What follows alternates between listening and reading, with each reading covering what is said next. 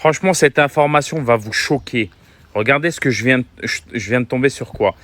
Je m'intéressais un peu au temps de digestion des humains, machin, parce que je suis quelqu'un de curieux et tout. Je tombe sur un article du CHU de Dijon. C'est pas moi, commencez pas à m'insulter, c'est pas moi qui le dis, c'est le CHU de Dijon. L'occidental a un transit moyen de 70 heures avec 100 grammes de sel, et l'Africain moyen a un transit de 36 heures, donc il digère en 36 heures, en moyenne, avec un poids des sels de 450 grammes.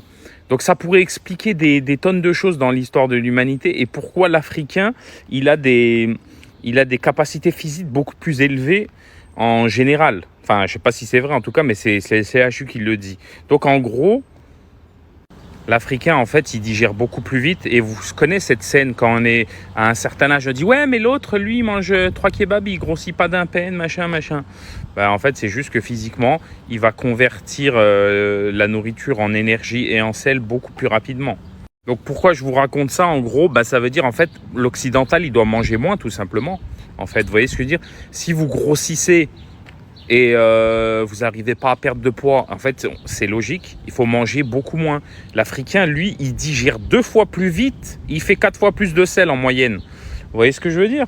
Donc l'Africain, il peut manger plus en réalité. C'est complètement n'importe quoi. En fait, on devrait avoir beaucoup plus de nourriture en Afrique qu'en Occident. Vous voyez ce que je veux dire?